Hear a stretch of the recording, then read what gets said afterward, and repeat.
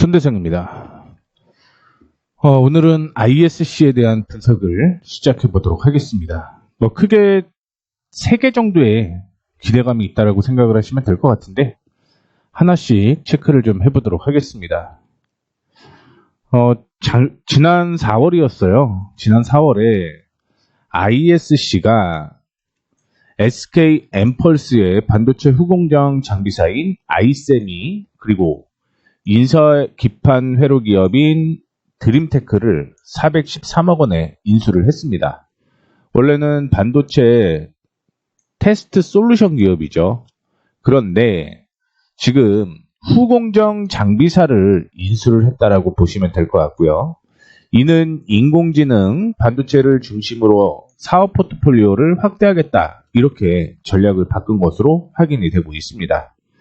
이번 인수를 통해서요, AI 가속기 테스트의 필수적인 모듈 테스터, 하이스피드 버닝 테스터, 그 다음에 HBM 제조용 소재 등 고부가 가치 장비 라인업을 확보를 하게 됐는데, 올해 연간 매출액이 500억 원의 매출이고요, 50억 원의 영업이익을 기록할 것으로 전망되고 있습니다.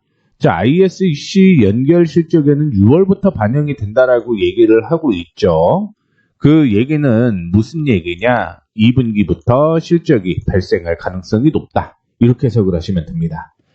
자, 올해 ISC의 매출은 200억 원 이상 증가할 것으로 예상이 되고 있고요. 향후 시너지 창출을 통해서 아이세미와 테크드림의 매출을 2027년 1000억대로 늘릴 계획이라고 얘기를 하죠. 즉 5배 성장 가능성이 있다, 이렇게 생각을 하시면 됩니다. 그 내용에 대한 이슈는 여기 있고요. 확인을 좀 해볼게요. HBM은 디램 공정보다 난이도가 높고 고속 데이터 처리와 함께 발열 문제 등으로 테스트 과정이 복잡합니다.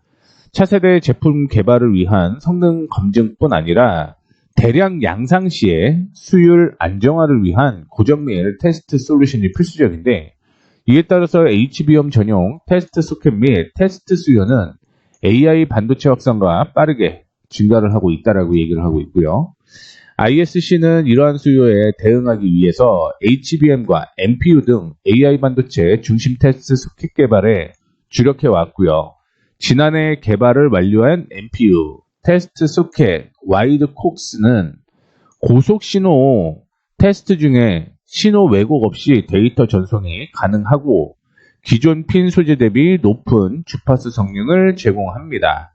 특히 GPU 등 전력 및 공간 효율성이 뛰어난 NPU 칩셋에 최적화되어 있다라고 얘기를 하고 있고요. 밑으로 보시게 되면 CPU와 GPU용 테스트 소켓 사업을 기반으로 NPU와 HBM의 AI 반도체 시장으로도 영역을 확장을 해갔다라고 확인을 해보시면 됩니다. 그렇기 때문에 신성장 동력을 확보했다라고 생각을 하시면 됩니다. 계속 확인해 볼까요? 유리기판에 대한 모멘텀도 이렇게 있어요. 확인을 좀 해보시게 되면 AI 반도체 및 첨단 테스트 수요 확대에 맞춰서 SKC의 전략적 행보를 강화하고 있는데, SKC는 올해 2차전지 동박 반도체 테스트 소켓 유리기판 상업화에 집중을 하고 있고, 이런 테스트의 이슈가 앱솔릭스의 미국 반도체법 생산 보조금 지급이 2분기 중으로 진행될 것으로 예정되어 있기 때문이라고 보시면 됩니다. 그리고 유리기판 테스트 소켓에 대한 양산 테스트도 마무리가 되고 있고 하반기에 공급이 전망이 된다. 유리기판 테마가 붙었다는 거죠. 테마. 그러면서 삼성전자, SK하이닉스, 퀄컴, 인텔, AMD, 브로드컴, 우리가 한 번씩 다 들어봤던 반도체 및 빅테크 기업들을 고객사로 확보를 하고 있고요. 올해는 북미와 일본 중심으로도 신규 고객사가 추가로 유치가 되고 있다, 이렇게 보시면 될 것 같습니다. 그리고 앞서서 얘기를 해드렸던 내용은 연결 재무에 반영이 될 것이다라고 얘기를 하고 있죠. 반영이 어떻게 되는지를 좀 체크를 해보도록 하겠습니다. 실적을 확인해 보시게 되면 올해 매출이 크게 늘어나지는 못해요. 근데 매출액, 그 다음에 영업이익 보게 되면 이 부분은 사상 최대의 실적이 터지는 거죠. 사상 최대. 그리고 2026년에 2,600억으로 늘어나는데 이거 조금 저는 오류가 있다라고 생각을 하고 있습니다. 왜 오류가 있다라고 얘기를 하냐면 지금 2분기부터 실적이 반영이 되면서 매출을 거의 1,000억, 지금 대비해서 5배 정도 늘린다라고 얘기를 하죠. 그럼 여기에 기본적으로 1,000억이 더 붙어야 돼요. 그러면 4,000억 가까이 이슈가 될 가능성이 있다라는 거죠. 그렇기 때문에 아마 2분기 실적이 발표된 후 실적 컨센서스는 늘어날 가능성이 있습니다. 단 당기순이익이 549억에서 크게 변하지 않는 모습을 보여주고 있는데 이거는 이전의 주가에 대비해서 큰 폭으로 지금 하락하고 있기 때문에 상승의 여건 가능성이 있다라고 생각을 하시면 될 것 같고요. 밑에 보시게 되면 2분기 실적부터 본격적으로 매출이 반영이 된다라고 생각을 하셔야겠죠. 그러면 매출도 역시 증가를 하고 2분기 영업이 몇 프로? 100% 증가를 한다는 거죠. 2배 성장을 한다. 3분기에도 역시 성장 가능성은 지속적으로 이루어지고 있는 모습이고 당기순이익이 2025년 1분기 대비해서 거의 2배 성장을 하죠. 그리고 여기에서 1.5배 성장을 더 한다라고 얘기를 하는 건 당연히 실적 증가와 함께 주가의 상승도 이어질 가능성이 높다. 이렇게 생각을 하시면 될 것 같습니다.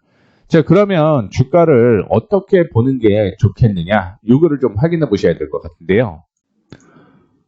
목표 주가를 체크하기 전에 확인을 한번 더 해봅시다. 뭘 확인을 해볼 거냐면 최근에 증권사에서는 어떤 의견을 제시를 했는지 확인을 좀 해보시게 되면 1분기까지는 실적이 좋지가 않았어요. 그렇기 때문에 목표 주가가 하향이 되는 모습을 보여주고 있는데 최근 들어서는 지금 하나, 흥국 이렇게 있죠. 그리고 N은 뉴, 새롭게 목표 주가를 제시를 한 것입니다.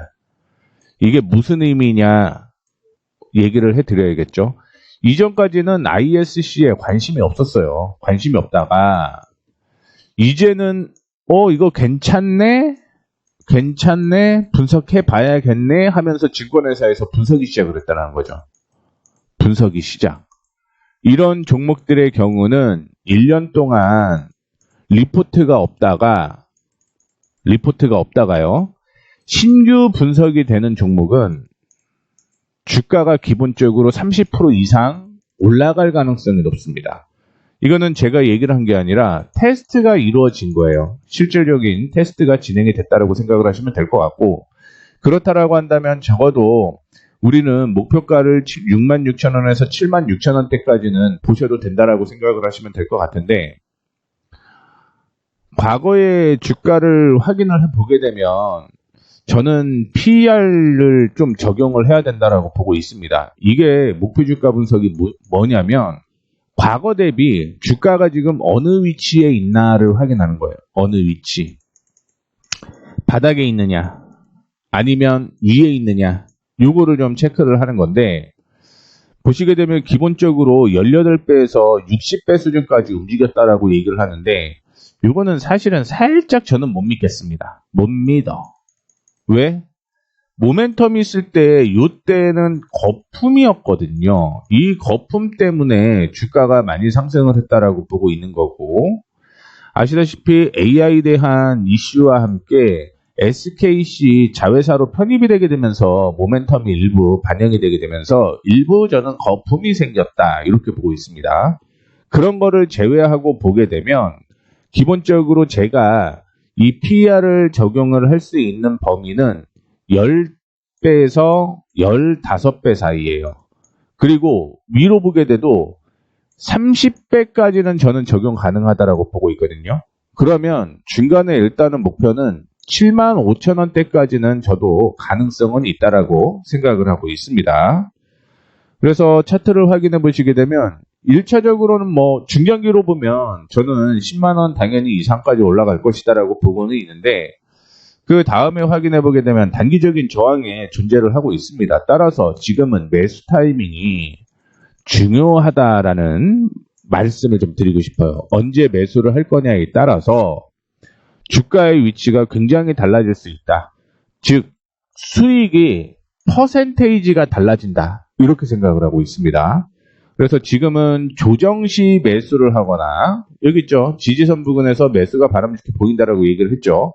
두 번째는 지금 저항 형성되어 있는 가격이 있죠. 이 저항을 돌파를 하게 되면 앞서 말씀을 해드렸던 75,000원 제가 목표가로 제시를 해드렸죠. 여기에서 78,000원 사이까지는 올라올 가능성이 있다라고 보고 있고, 그러면 50%에서 적어도 60% 내에는 올해 편안하게 수익이 날 가능성이 있다. 이렇게 생각을 하고 있습니다.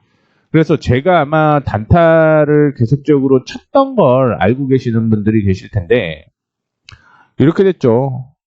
과거에 조금 크게 보면 4월 달부터 매수세가 계속적으로 이어졌죠. 그러면서 뭐 매일 수익이 나요. 이거는 4월 달이고요. 4월 달. 그리고 이거는 5월 달입니다. 5월 달. 무조건 수익은 아니에요. 무조건 수익은 아닌데 보시게 되면 수익날 확률이 크다라는 거죠. 수익날 확률이 크다. 과거에 매매했던 종목들을 반복적으로 매매를 하는 거죠. 그리고 그 안에서 수익을 극대화하는 그런 전략을 펼치는 겁니다. 보시게 되면 여기도 아이패밀리 SC를 4월 달에 한번 매수를 했고요. 4월 21일 날 이때는 또 손실이 났네요. 그렇죠? 그리고 HD 현대에너지 솔루션이나 뭐 이런 종목들도 미리 제가 다 말씀을 좀 해드렸던 종목이고요. 오른쪽으로 보시게 되면 재룡전기도 샀다 팔았다 하면서 수익을 계속 극대화하고 있습니다. 이때도 수익 났었고요.